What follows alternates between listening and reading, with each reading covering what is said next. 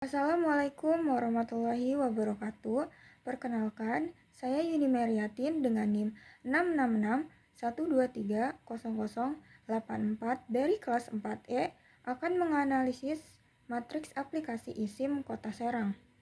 Nah, aplikasi eSIM atau Integrasi Sistem Informasi Manajemen Kota Serang adalah aplikasi layanan pajak daerah berbasis digital yang dikembangkan oleh Badan Pendapatan Daerah atau Bapenda Kota Serang. Aplikasi ini bertujuan untuk memudahkan masyarakat dalam melakukan pelayanan dan pembayaran pajak daerah secara online tanpa perlu datang langsung ke kantor pajak.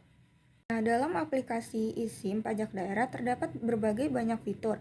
Ada layanan PBB, registrasi WP baru, lapor PJDL, verifikasi pembayaran, cek tunggakan, dan pembayaran pajak daerah.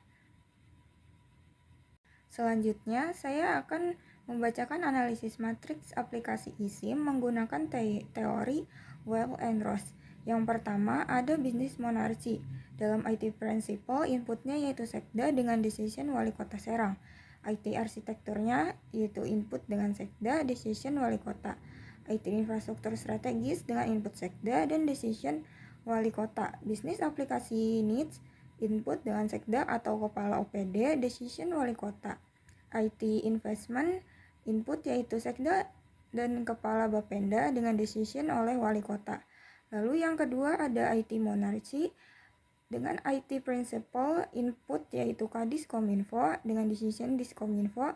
IT arsitektur, inputnya Kadis Diskominfo, decision tim infrastruktur Kominfo. Dengan IT infrastruktur strategis, inputnya tim infrastruktur, decision Kadis Diskominfo.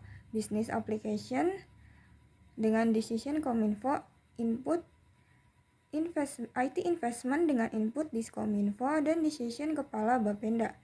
Lalu yang ketiga ada feudal dengan IT principle, inputnya oleh Kepala Bapenda, decision oleh Kepala OPD Bapenda. Lalu ada IT arsitektur dengan input Kepala OPD, decision oleh Subbag infrastruktur. IT infrastruktur strategis, inputnya oleh Subbag infrastruktur OPD dengan decision oleh Kepala OPD. Lalu Business Application Needs dengan input semua OPD, decisionnya semua Kepala OPD. IT Investment, inputnya oleh Diskominfo dan decision oleh Kepala Bapenda. Lalu yang keempat ada Federal dengan IT Principle, input Kepala Bapenda dan Diskominfo, decision oleh kesepakatan bersama. IT Arsitektur dengan input kesepakatan bersama dan decision semua stakeholder. Dengan IT Infrastruktur Strategis, inputnya oleh semua stakeholder dengan decision kesepakatan bersama. Lalu Business Application Needs, input oleh OPD atau Kominfo, decision forum bersama. Lalu IT Investment dengan input semua stakeholder dan decision forum bersama. Lalu yang kelima ada duopoly dengan IT Principle, input Kepala Bapenda dan Kepala Diskominfo, decision Bapenda dan Diskominfo. Lalu IT arsitekturnya input oleh Kadis Diskominfo dan Kepala Bapenda, decision oleh Kadis Diskominfo dan Kepala Bapenda. Lalu IT infrastruktur strategis, input oleh Kadis Diskominfo dan Kepala Bapenda. Lalu decisionnya Kadis Diskominfo dan Kepala Bapenda. Business application needs, inputnya oleh OPD sebagai user dengan decision Kominfo dan OPD. Lalu ada IT investment dengan input Sekda dan Kepala Bapenda, lalu decision oleh kolaborasi. Yang terakhir ada anarki dengan IT principle, input oleh staff IT, decision masing-masing staff atau unit pengguna. Lalu ada IT arsitektur dengan input staff IT, decision oleh staff IT. Lalu infrastruktur strategis, inputnya oleh staff IT dan decision staff IT. Business application needs dengan input siapa saja. Lalu IT investment dengan input masyarakat. Kesimpulannya, aplikasi eSIM Kota Serang merupakan inovasi digital dari Bapenda Kota Serang untuk meningkatkan efektivitas layanan pajak daerah dengan sistem berbasis online. Masyarakat dapat mengakses layanan perpajakan secara mudah, cepat, dan tanpa tatap muka langsung.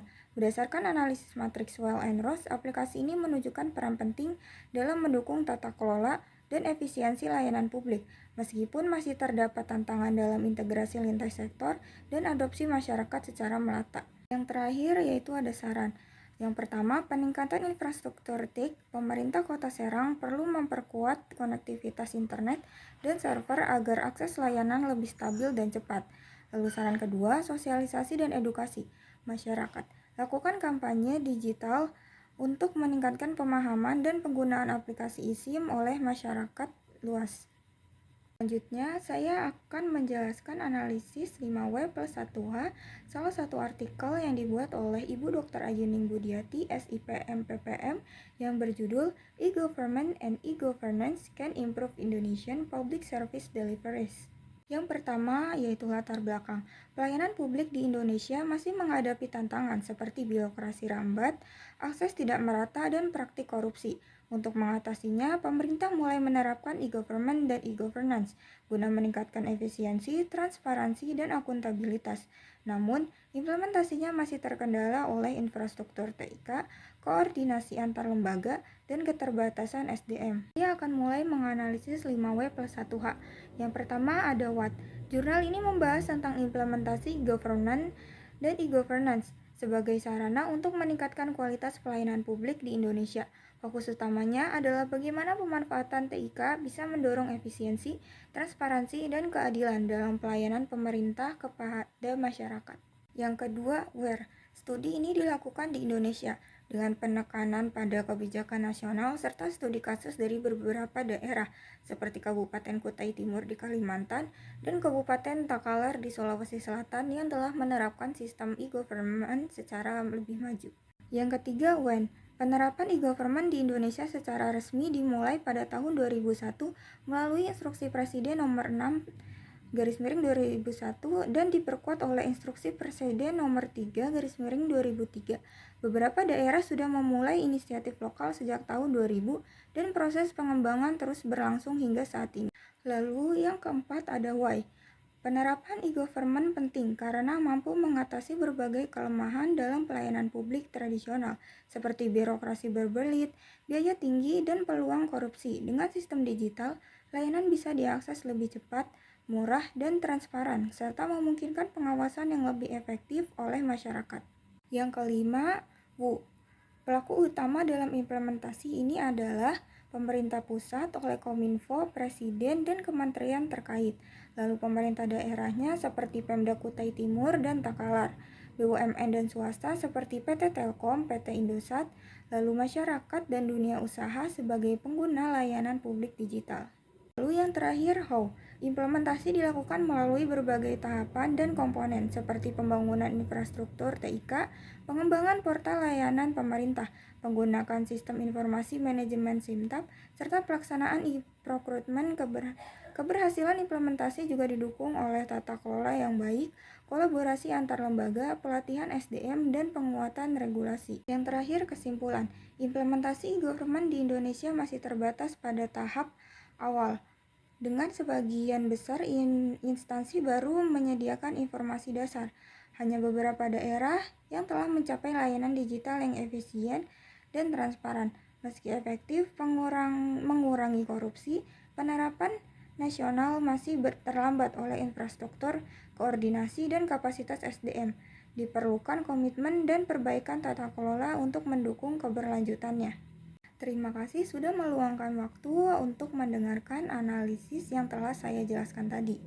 Sekian dari saya. Wassalamualaikum warahmatullahi wabarakatuh.